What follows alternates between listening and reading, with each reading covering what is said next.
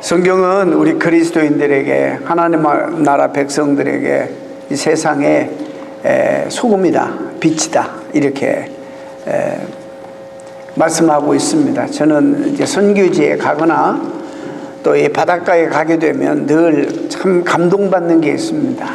우리가 아는 지식대로 바닷물 가운데 염분이 참 적은 양이지만은 이 세상에 모든 더럽고 추한 것들을 다 품고 들어오기만 하면 다 이걸 녹여서 퓨리파이 시켜가지고 다 변화시키고 다 새롭게 만드는 그런 능력이 이 바다 물 안에 있는 염분이 가지고 있습니다. 우리 그런 걸 볼 때 뭐 그리스도인이 그렇게 많이 이 세상에 필요 없어도 신실한 그리스도인 소수가 있다 할지라도 이 세상을 변화시키는 데는 뭐 큰 어려움이 없을 것이다. 어차피 우리 하나님이 하시는 거니까.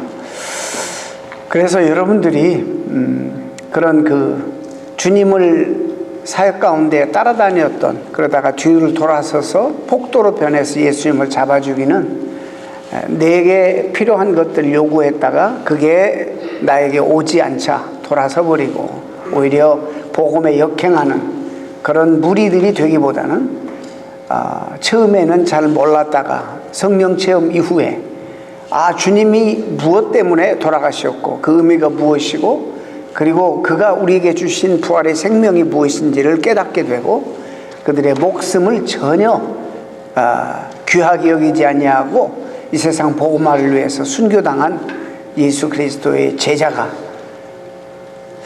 그래서 숫자가 많지 않지만 12명의 제자가 이 세상을 변화시킨 일에 귀한 초석을 놓았다. 이게 얼마나 귀한 메시지인지 모릅니다. 이 세상에 여러분들이 힘들지만 하나님의 나라에 대해서 지금 계속 듣고 있는데, 하나님의 나라가 뭐냐? 요즘 저희들이 북클럽에 읽고 있는 책 중에 하나가 업사이드 다운 킹덤입니다. 거꾸로 된 세상, 전복된 세상이라는 그런 뜻이겠죠. 그게 뭐냐면 우리가 이 세상에서 살아가면서 보이지 않는 어떤 거대한, 물론 전체적으로는 하나님의 허락 안에서, 하나님의 컨트롤 안에서 사탄도 역사하지만 공중의 권세 잡은 자가 이 세상 문화를 자꾸 하나님을 역행하고 하나님을 멀리하게 하는 문화로 우리를 분주하게 만들고 우리의 생각을, 혼을 빼버리고, 그래서 우리는 생각 없이 정신없이 따라가다 보면 이 세상의 경쟁 속에서 어떻게 하든지 적응하려고 노력하고 열심히 사는 건 좋은데, 그러다 보면 우리도 모르게 하나님 백성의 정체성을 잃어버리고 우리에게 주신 그 하나님의 능력을 우리들이 발휘하지 못하고 세상에 융화되어서 살아버리는, 그래서 우리가 있으나마나한 존재가 되어버리는 그런 수다한 무리들이 많은데, 우리 다 그랬으면 좋겠지만 현실적으로 불가능하고, 우리 교우 가운데 정말 주님을 신실하게 사랑하고 따르는 어떤 대가가 있더라도 주님을 따르기 위해서 대가 지불을 내가 해서라도 주님의 제자가 되어야 되겠다. 왜냐하면 우리가 여기 모인 것은 구원받게 하고 구원받은 성도들이 예수 그리스도의 제자, 신실한 제자가 되게 하기 위해서 우리가 이 자리에 모여 있습니다. 오늘 우리 English Speaking Congregation도 있기 때문에 설교를 길게 못하고 제가 틈틈이 이제 조금 이렇게 summarise 영어로 좀 우리 학생들과 영어권을 위해서 그렇게 해야 되니까 길게 설교는 못합니다. 세상은 오늘 우리들을 향해서 이런 질문을 합니다. 역사 이래 계속되었던 질문입니다. 오늘도 이런 질문을 하는데, 당신들이 메시아로 믿고 있는 예수가 정말 이 세상의 구세주고 메시아라는 증거가 있다면 무엇인가? 메시아가 세상에 왔다면 역사가 완전하게는 아니더라도 좀 달라져야 되지 않겠느냐, 이렇게 이야기합니다. 예수 이전이나 이후나 별로 달라진 게 없지 않느냐.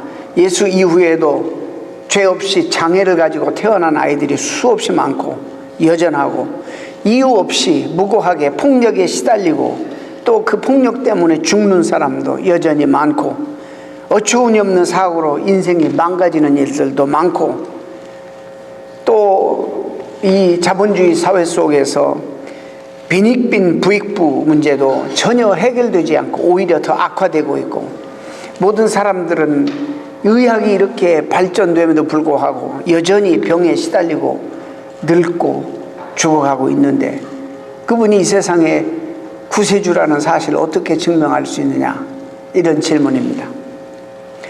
예수님이 이 땅에 오셨을 때 예수님에게도 사탄이 제일 먼저 한 질문이 그 질문입니다. 당신이 만일 하나님의 아들이여거든 명하여 이 돌들로 떡덩이 되게 해라, 이렇게 질문하고, 또 두 번째로 당신이 하나님의 아들이여거든 성전 꼭대기로 데리고 올라가서 여기서 뛰어내리라 말씀하신 것처럼 그가 너를 위하여 사자들을 명하리니 그들이 손으로 너를 받들어 발이 돌에 부딪히지 않게 하리라, 이렇게 질문합니다. 예수님은 이런 마귀의 요구를 이런 지하에 거절하십니다. 그리고 예수님의 사역 가운데 이런 질문은 계속됩니다. 유대교 고위층으로부터 민중들에 이르기까지 이런 질문들이 팽배했습니다.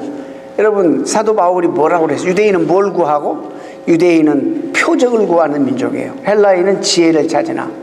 그렇기 때문에 유대인들은 그런 표적과 기사와 사인스 앤 원더 이런 속에서 계속 역사가 흘러왔기 때문에 이들이 그렇게 기대하는 것은 이제 예수님 당시는 당연한 것이 되어버렸습니다. 그래서 예수님이 실제적으로 이 땅에 사시면서 사역 가운데 하나님의 나라의 교훈을 수없이 강조하시고 또 표적을 수없이 행하셨습니다. 그럼에도 불구하고 이들은 그것을 안 믿고 자기들이 원하는 모습의 표적, 자기들이 간구하고 원하는 모습의 역사가 일어나지 않자 결국에는 예수님을 잡아 처형시켜버리죠. 십자가에. 또 십자가 처형 자체도 메시아로서 모든 악한 권력을 굴복시키고 심판하는 메시아 표상에 어울리지 않는 사건 아닙니까? 근데 이런 질문을 오늘 우리에게도 하는 것입니다. 우리에게도 해요. 당신이 그리스도인이라면서 당신 안에 성령이 있으면, 하나님이 계시면 그것을 우리에게 보여봐.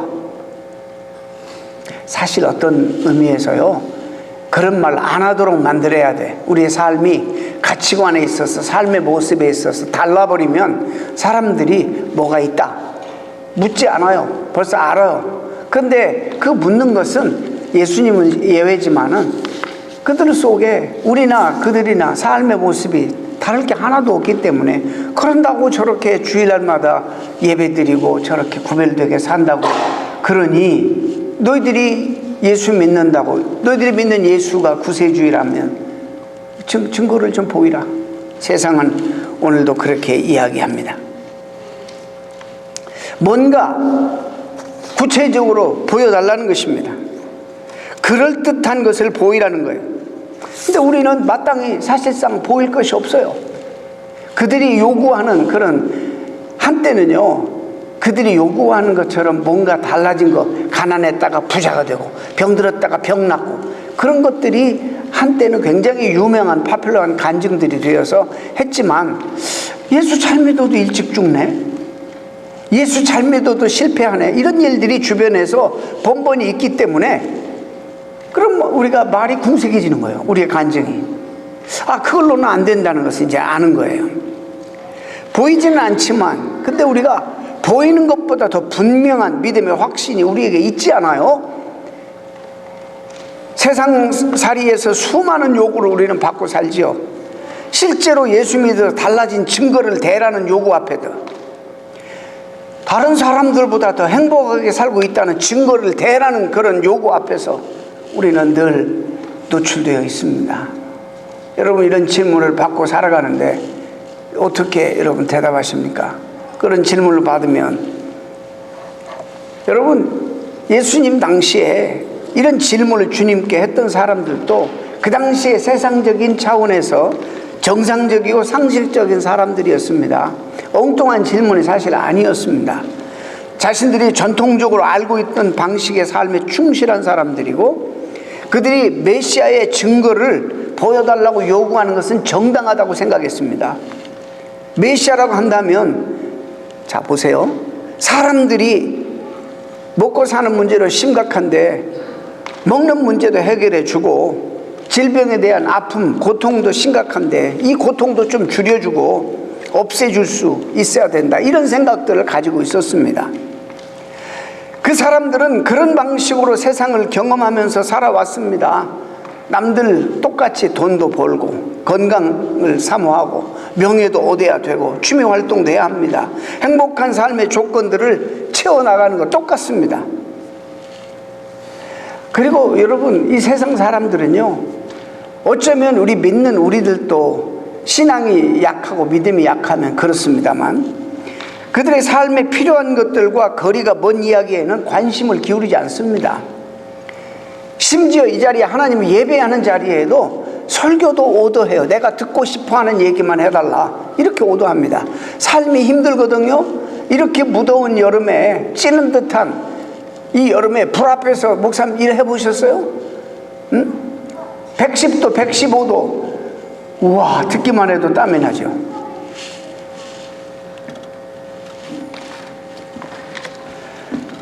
일 안 해봤어요. 저도 그러게 하면은 할 얘기가 없어. 근데 그렇게 고생하면서 일하고 참 허덕이면서 주일 오는데, 저도 참 그 말이 일리가 있고 동정도 가고, 좀 우리가 듣기 편한 얘기, 듣고 싶은 이야기 좀 해달라고. 근데 목회자가 그런 마음이 왜 없어요? 있지만은 또 한편은 하나님 말씀을 전해야 돼요. 여러분, 오늘 비유가 바로 그런 걸 얘기하는 거예요. 구약의 선지자들은요, 전혀 인기가 없었어요. 특히 에레미야 같은 선지자는 한 명도 회개시키지 못했어요. 평생 울고 다니면서 하나님 심판의 메시지를 전했어요. 누가 듣겠어요? 하나님이 심판하신다는데. 축복하신다는 얘기만 듣지 누가 심판의 메시지를 듣겠느냐고. 아무도 그 에레미야 선지자의 목소리에, 메시지에 귀를 기울이지 않았어요. 그게 얼마나 답답하고 속상하겠어요. 그래서 에레미야는 잘 울고 다녔어요. 선지자가 낮에 또 등불을 들고 다니는 거, 아니 이게 밝은데 왜 등불을 들고 다니냐, 의로운 사람 찾으려고, 한 사람이라도 찾으려고, 이런 상징적인 이야기도 해요. 여러분, 구약의 선지자들이 환영받은 것 같아요? 오늘날의 사역자들은 무지무지 환영받는 거예요. 무지무지 대접받고 존경받고. 구약의 선지자들은 한결같이 얻어맞고, 오늘 보세요, 두들겨 맞고 핍박받고 무시당하고 모욕당하고 한결같이 그랬습니다. 이런 것 때문에 여러분들의 심령과 여러분들의 정서를 다 알지만은 또 말씀을 신실하게 전해야 된다는 그 명령 앞에 목회자들이 보통 고민이 아닌 거예요.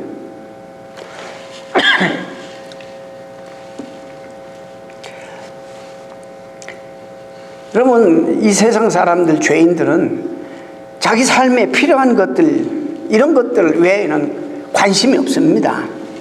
오히려 그런 것들을 방해하는 세력이 있으면 죽기 살기로 싸워서 쟁취합니다. 대표적인 예가 전쟁 아닙니까? 우리 애들도 애들 가리키면서 전쟁터로 자꾸 내보내요. 무한 경쟁 시대에 살지만 우리 며느리가, 제가 많은 생각을 하게 만드는 그 스테이트먼트를 하나 이사하는 과정 속에서, 그 이사를 시키는데 힘센 그 형제들이 와서 이삿짐을 나누는데 그 무거운 거를 막 뻘뻘 땀을 흘리면서 이렇게 나르더라고요. 근데 돈 주고 이 사람들을 산 그 며느리는 그래서 공부 많이 해야 돼요, 이런 얘기를 하는 거예요. 그래서 학교 가야 되고 공부 많이 해야 된다고. 일리가 있지만, 일리가 있어요. 너무 고생하니까 미안했는지 약속한 것보다 훨씬 팁도 많이 주고 참 착해요. 근데 그런 얘기를 하길래 일리가 있고 맞는 말이지만은 이 세상이 그러니까 또 다 맞는 말은 아니다.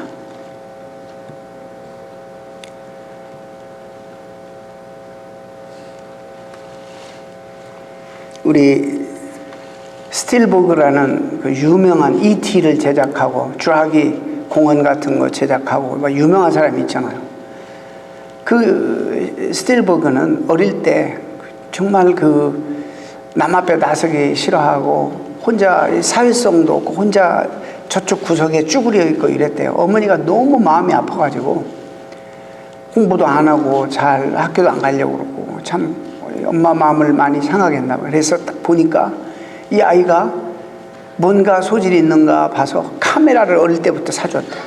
그래서 초등학교 때부터 카메라를 들고 비디오 카메라를 들고 와서 자꾸 되든 안 되든 작품을 만들게 그렇게 했더니 여러분 그 사람이 전 세계를 이 영화 한두 편으로 감동을 주고 울고 웃기고 감동을 주고 하는 사람이 되었어요. 우리는 좀 자녀들도 키우면서 그런 창의력 있게 아이들이 제일 잘하는 거 그리고 가장 행복하게 살 수 있는 길로 좀 부모로서 인도할 수 없을까? 우리 때는 부모의 눈치 봐서 내가 하기 싫은 일도 그냥 가고 공부만 죽도록 열심히 해가지고 그래서 잘하는 거 공부밖에 없고 다른 거 못해. 이런 사람들이 많잖아요. 좀 짧은 인생인데 좀 하고 싶은 일 하면서 평생 인조해하고 즐겁게 신명나게 살 수 있도록 그렇게 교육할 수는 없을까 이런 생각을 저는 목회하면서 자주 하고 저는 이 강단에서 여러분들에게 자주 그런 얘기를 해왔습니다.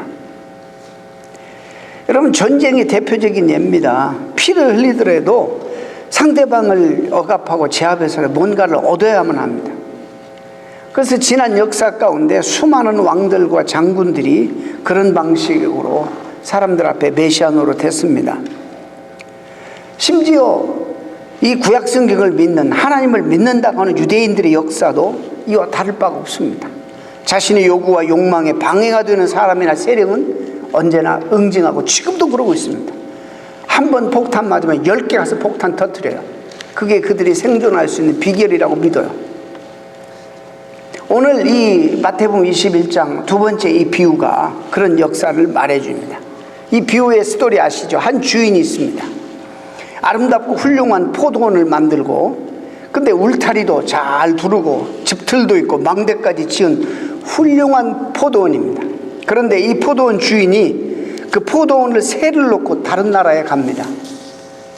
오늘 여기 단어 영어 단어 혹시 여러분 보신지 모르겠습니다. 미국에 살면서 랜로드라는 말하고 아니면 홈오너스라 아니면 여기 테넌츠 이건 어디서 많이 듣던 얘기 아니에요?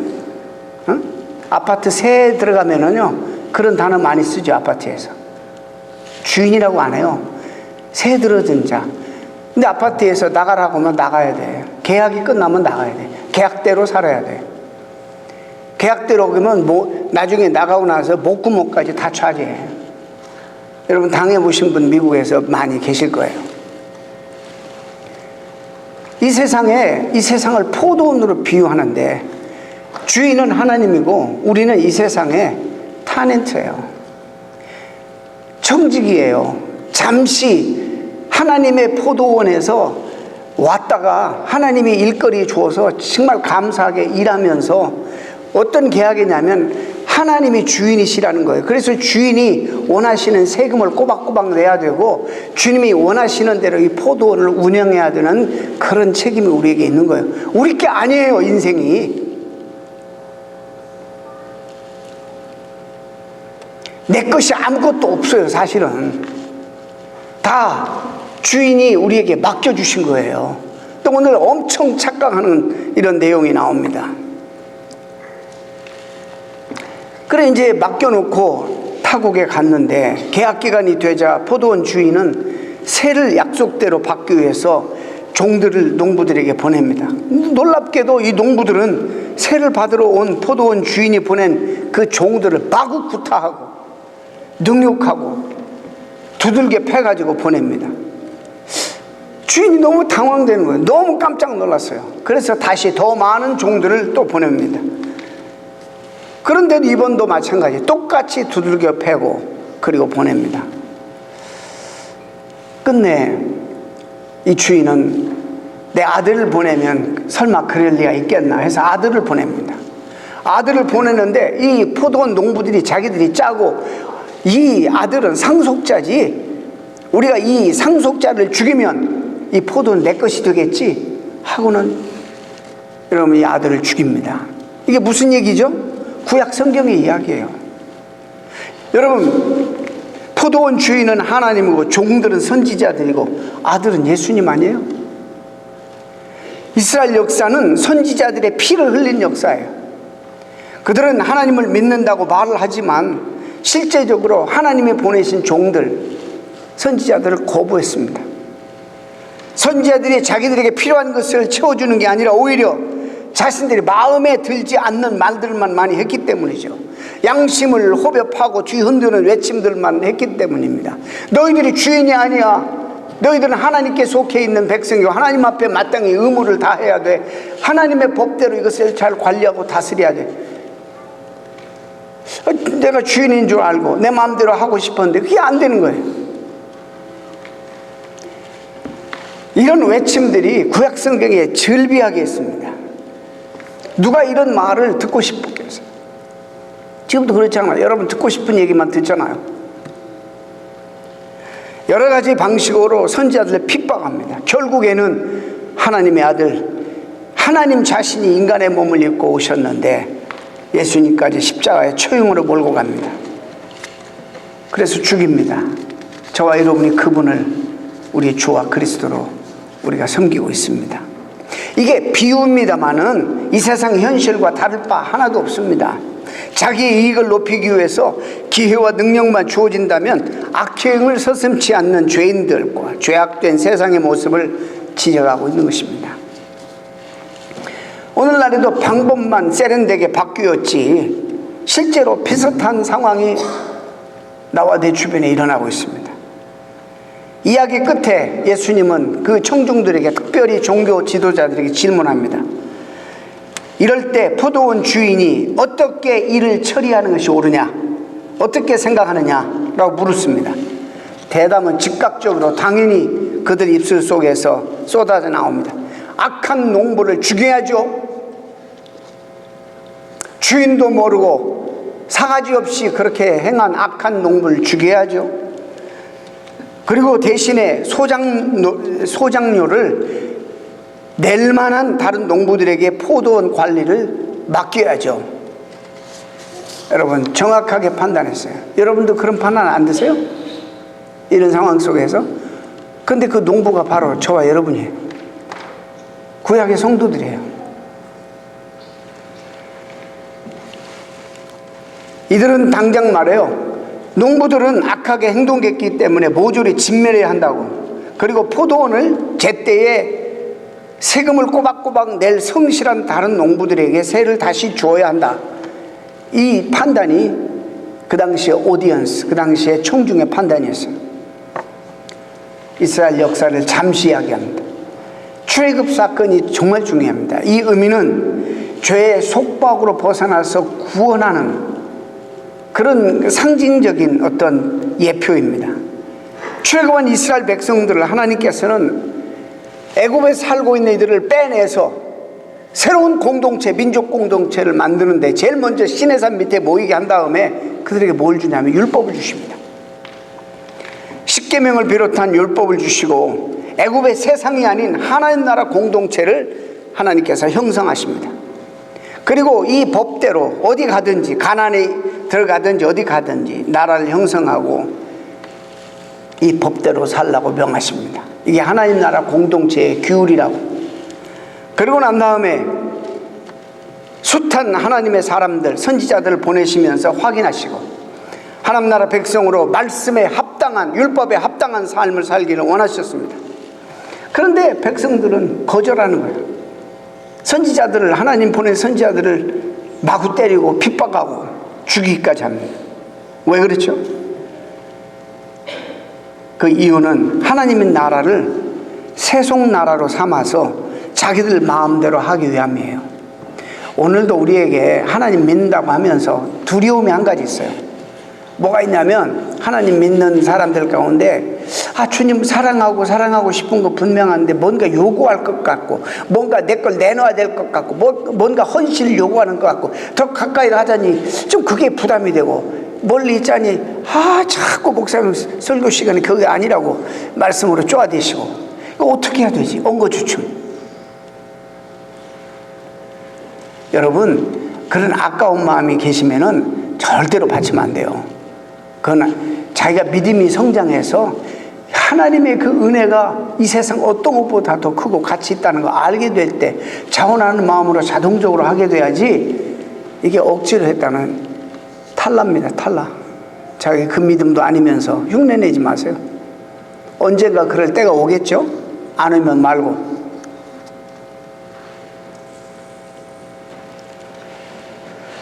포도원 주인에게 합당한 세를 바치지 않고 스스로 착복하려고 했습니다. 자신들에게 구원의 은혜를 베풀어 주시고 풍성한 삶을 인도해 주시고 온갖 하나님의 귀한 혜택들을 받게 해 주신데 그 은혜를 저버리고 반역한 자들이 된 것입니다. 마침내 하나님은 최후의 수단으로 아들을 보냅니다. 예수님을 보내요. 그 아들조차 온갖 모함과 비난과 시기와 질투로 죄를 뒤집어 씌우더니 십자가에 처형하고 맙니다. 자, 이스라엘 백성들은요, 온 열방 가운데 제사장 나라로 세우셨어요. 이 말은 오늘 말씀과 연관해서 이스라엘 나라는 하나님께로부터 하나님 나라를 건축하고 건설하도록 위임받은 엄중한 책임이 있는 그런 나라였습니다. 건축을 잘 하라고 확인하고 감독관을 보내고 확인하는데 숱한 종들을 죽이고 없앴습니다. 그리고 자기들의 왕국을 세우느라고 급급한 거예요.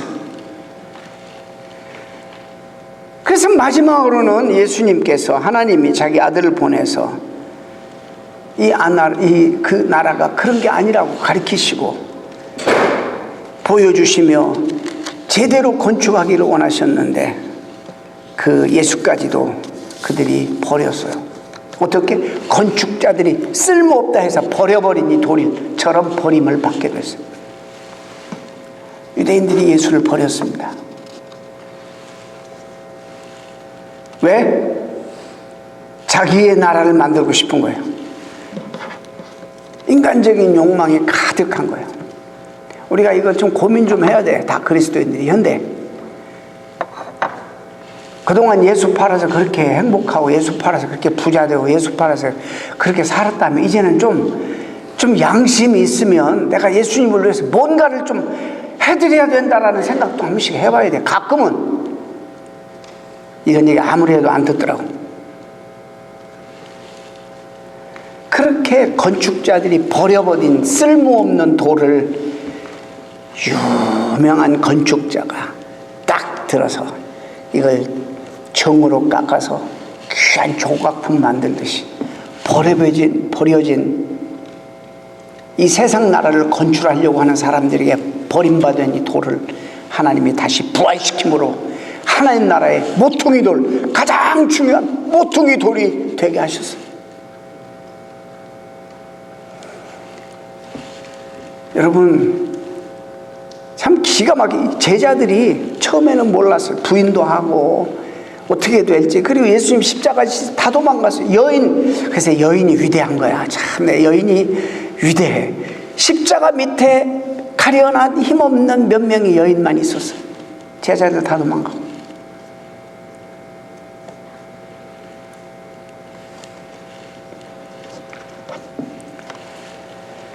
베드로는 예수님이 제자라는 사실을 굳고 부인했고, 다른 제자들도 이제 모든 게 끝났다고 보고 원래 자기의 삶의 터전으로 되돌아가 버렸습니다. 이렇게 예수님의 하나님 나라 운동은 작은 해프닝으로 끝나는 것 같았습니다. 근데 흩어졌던 예수님의 제자들이 어느 한순간에 어떤 체험을 하고 난 다음부터는 새로운 삶이 시작됩니다. 그렇게 겁이 많고 공직자를 두려워하고 죽음을 두려워했던 이들이 전혀 죽음을 두려워하지 않냐고 담대하게 서서 공권력 앞에 맞서기 시작합니다. 뭘 보았길래, 뭘 경험했길래, 건축자들이 버린 이 쓸모없는 돌을 하나님이 들어서 부활시켜서 하나님의 나라 건설의 가장 중요한 모퉁이 돌로 예수 그리스도를 세우셨다. 그래서 이 교회는 다 그분의 기초 위에서 세워진 거 아닙니까? 이걸 하는 거예요. 예수님이 가르치셨던 부활, 생명에 대한 깨달음이 그들 심령 가운데 성령의 도움으로 깨닫게 된 거예요. 놀라운 변화가 일어났습니다. 예수님의 운명을 새롭게 이해할 수 있었습니다. 비록 이 세상으로부터 버림을 받았지만 이를 통해서 오히려 이 세상을 구원할 수 있게 되었다는 주님의 가르침을 정확하게 깨닫게 되었습니다. 하늘의 미랄이 떨어져서 썩을 때에 많은 열매를 맺는다는 사실, 그 말씀의 의미를 깨닫게 되었습니다. 그래서 주님이 시편 118편 말씀을 인용하죠. 건축자들이 버린 돌이 길 모퉁이 돌이 되었다. 이 가르침을 듣고 있던 당시 예루살렘 성전의 대제사장들과 장로들은 이 무슨 얘기인지, 모퉁이 돌이 무슨 의미를 가지고 있는지, 머릿돌을 무슨 의미를 가지고 있는지 자기들이 모르고 버린 자가 예수라는 사실, 자기대로 예수님이 자기 자신을 그것과 아이덴티파이 시키니까 흥분하기 시작합니다. 그래서 예수님을 잡아 가두려고 하는데 밀란이 날까봐 예수님을 사람들이 선지자로 취급하고 있었기 때문에 차마 잡지는 못했습니다. 주님이 이렇게 말씀하십니다. 그러므로 내가 너에게 이르노니 하나님 나라를 너희는 빼앗기고 그 나라에 열매 맺는 백성이 받으리라. 유대인은 하나님 나라를 빼앗겼습니다. 지금 유대교가 구원이 있습니까? 없습니다. 유대교는 구원이 없습니다. 구약만 있지만 구원이 없습니다. 예수가 없기 때문에. 베드로가 그들을 향해서 분명하게 얘기합니다. 건축자들이 버린 돌이 모퉁이 돌이 되었다 하면서 다른 이로서는 구원을 얻을 수 없나니 천하 인간의 구원을 얻을 만한 다른 이름을 우리에게 주신 일이 없다. 예수 그리스도 외에는, 이렇게 담대하게 증거합니다. 유대인은 구원이 없습니다. 유대교에 구원이 없습니다. 그들이 그러므로 말미암아 우리에게 구원의 길이 열렸어요. 우리가 한때는 외인이었고 율법 밖에 있었던 자고 무할례자였는데 에베소서 2장 말씀처럼 예수가 이 중간에 막힌 담을 헐어버리고 우리를 그리스도에 인도했어요.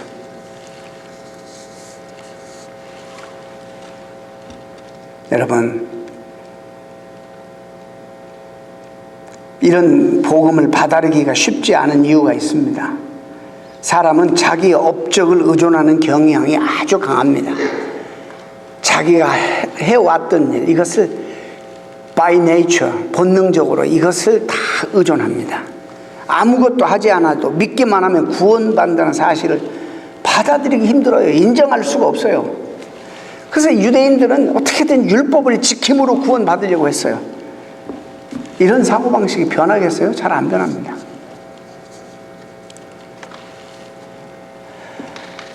오늘도 세상에서는 사람들이 우리에게 증거를 대라고 요구하죠. 하나님 나라의 백성이 되었다, 성령을 받았다는 증거는 무엇이냐? 여러분, 눈에 보이지 않습니다. 그것을 신학적인 용어로 하나님 나라의 은폐성이라고 그래요. 하나님 나라는 예수님 통해서 은폐의 방식으로 이미 already 시작되었습니다. 메시아의 구원이 시작되었잖아요. 예수님 이후의 세상은 존재론적인 차원에서 달라졌습니다. 예수님 우리가 믿게 될 때, 보라, behold, 예수님 믿겠으면 그리스도 안에 있으면 새 좋은 피조물이라, new creature,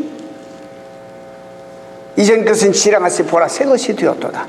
지금 똑같은 사람인데 존재적으로 달라졌어요. 새로운 피조물이 되었어요. 다만 그게 은폐 방식이기 때문에 볼 수 없는 것뿐입니다.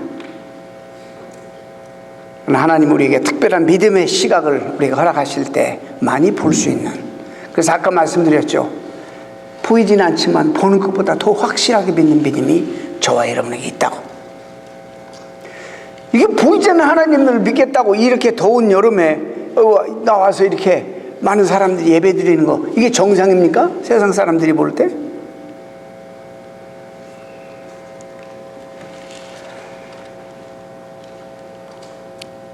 율법을 지키는 방식이 아니라 예수님을 믿는 방식으로 구원을 받기 때문에 우리 자신의 의의가 아니라 예수님의 의의가 믿을 때, 그 안에 들어갈 때 우리에게 덧입혀지기 때문입니다. 오늘 이 비유를 통해서 두 가지를 여러분 교훈받습니다. 첫째는 이 세상에 예수님이 이 세상 나라의 원리로 버림받을 수밖에 없는 분이에요. 그러나 하나님이 그를 통해서 하나님 나라의 머릿돌 되게 하셔서 우리가 그를 믿음으로 하나님 나라가 건설되고 있습니다. 오늘도 우리에게 세상 사람들이 증거를 대라 할 얘기 많이 없습니다. 이게 참 답답한 얘기예요. 그러나 우리가 베드로처럼 할 얘기가 있어요. 다른 이로서는 구원을 얻을 수 없나니 너희들이 무시하고 버려버린 그 건축자들이 쓸모없다고 버려버린 돌을 하나님이 들어서 죽여버린 그 예수님을 부활시켜가지고 이 하나님 나라 건설에 가장 중요한 모퉁이 돌 파운데이션이 되게 하셨다. 우리 이 말은 전할 수 있잖아요. 다른 이로서는 구원을 얻을 수 없나니 천하 인간의 구원을 얻을 만한 다른 이름을 우리에게 주신 일이 없다. 이 말은 우리가 내가 부족하지만 전할 수 있어야 합니다. 두 번째는 우리는 하나님의 포도원에서 살고 있습니다. 하나님의 포도원에서 하나님이 기뻐하신 열매를 맺어야죠. 내 것이 아닙니다. 내 것이라고 생각하지 마세요. 이 모든 것들은 주인 되신 그분이 쓰시겠다 한다거나 이만하면 됐다 한다거나 거둬가시면 속절없이 내놓아야 되는, 건강을 앗아간다든지 우리의 생명을 부르신다든지 생사 화복을 친히 주관하시는 하나님이 우리의 모든 것을 다스리고 있어요. 이 사실을 우리가 인정하고 너무 이 세상에 내 삶이 내가 뭔가 성취하고 이루는 것에 목숨을 바치지 마시기 바랍니다. 열심히 살아요. 돈도 벌고 가정도 잘 건사하고 이 세상에 성공도 하고 명예도 얻고 열심히 해야 되지만 주님 안에서, 주님의 뜻 안에서. 그래서 하나님 앞에 남은 생에 쓰임받고 기쁘시게 하는 여러분 되시기를 주님의 이름으로 축원합니다. 기도하겠습니다. 하나님 감사합니다.